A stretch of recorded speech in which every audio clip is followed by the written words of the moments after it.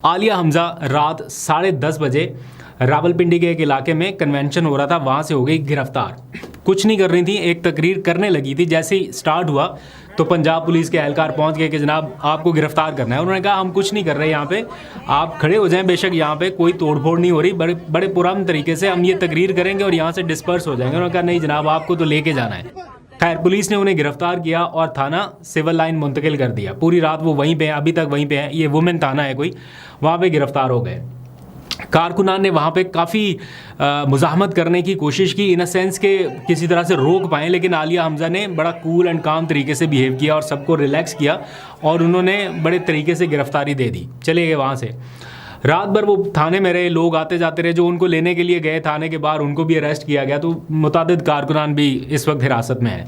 सुबह के करीब अभी थोड़ी देर पहले ही उनकी एफआईआर जो है वो दर्ज हुई है। और एफआईआर में क्या लिखा गया है, ज़रा उसका हाईलाइटेड हिस्सा ज़रा अगर आप पढ़ें, उसमें लिखा है कि मुखबर ख़ास ने पुलिस को इत्तला दी है कि कोई 30-35 के करीब मर्दो जन रोड ब्लॉक करके नारेबाजी कर रहे हैं। और फिर पुलिस इतनी एक्टिव थी कि उन्होंने फ़ौरन मौके पर पहुंची और उन्होंने देखा कि वाकई ये सारा कुछ हो रहा है, तो उन्होंने सबको मुंतशिर होने का कहा। जब ये कहा गया तो फिर एज़ पर एफआईआर कि पुलिस पार्टी पर पथराव हो गया और कार्य सरकार में मुदाखलत हो गई। ये एफआईआर में लिखा गया कि पथराव भी हुआ, कार्य सरकार में मुदाखलत भी होगी, लिहाजा ये काबिल दस्त अंदाजी जुर्म है। और इस सिलसिले में फ़लाँ को गिरफ़्तार किया गया। उसमें कारकुनान के नाम भी हैं, आलिया हमजा का नाम भी लिखा गया है। इस वाक़े की एक मिनट की फुटेज बनी हुई है, रिकॉर्डिंग हो रही है, कैसे पुलिस आई, उन्होंने क्या कहा, आलिया हमजा ने जवाब में क्या कहा, गिरफ्तारी के वक्त की सारी सिचुएशन क्या है। ना तो ये कोई रोड ब्लॉक था, मतलब कोई ऐसा हो ना, कोई जीटी रोड हो, कोई हाईवे, कोई मोटरवे, कोई ऐसा कोई हो, समझ आती है बात। ये तो ऐसा आप देखेंगे आपको टेंट भी नज़र आ रहे हैं। मतलब टेंट लगाने का मकसद ये है कि ये एक चार दीवारी करने की कोशिश की गई कि इन हाउस एक इवेंट हो जिसमें लोगों को कोई परेशानी ना हो, कोई खलल ना हो। और ये कोई ऐसा जलसा भी नहीं है कोई जिसके लिए कोई एनओसी लेके कोई इस तरह की सिचुएशन करनी, ना कोई लाउड स्पीकर इतने बड़े बड़े लगे। बट स्टिल ये सारा कुछ हुआ और ये एफआईआर आपके सामने है। आगे बढ़ते हैं। अब ज़रा आ जाइए बिलावल का, ज़रा आज का जोश खिताबत मुलाहिज़ा फरमाएँ कि उन्होंने हुकूमत के ख़िलाफ़ या वो हुकूमत का जो नहरी मंसूबा है उसके ख़िलाफ़ एक जलसा किया। जोश खिताबत उनका बड़ा ज़बरदस्त रहा और उन्होंने हुकूमत को वार्न किया कि वो फौरी तौर पर मुतनाज़े किनाल्स का मंसूबा रोके, वरना पीपल्स पार्टी आपके साथ नहीं चल सकती। वो कहते हैं ना मेरे पास फॉर्म 47 है और ना ही सिलेक्टेड होने का सर्टिफिकेट। यानी अपनी ही इत्तेहादी हुकूमत को वो बड़ी खरी सुना रहे हैं कि मेरे पास फॉर्म 47 नहीं है, ना मुझे कोई सिलेक्टेड कह रहा है। और कहते हैं मेरे पास जो है वो ये अवाम है जो सामने खड़े हैं।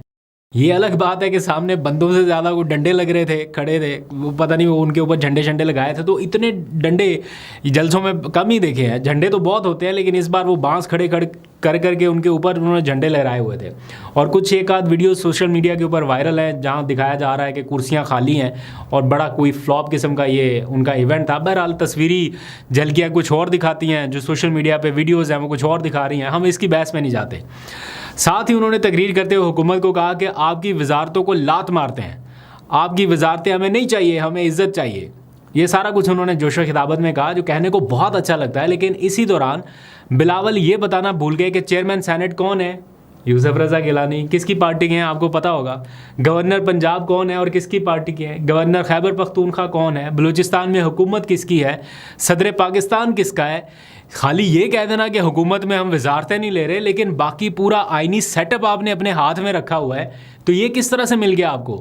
क्या ये वैसे ही है, कोई और पाकिस्तान में आइन चल रहा है जिसके तहत ये सारा कुछ मिल रहा है, या कोलिशन गवर्नमेंट की वजह से आपको सारा कुछ मिला?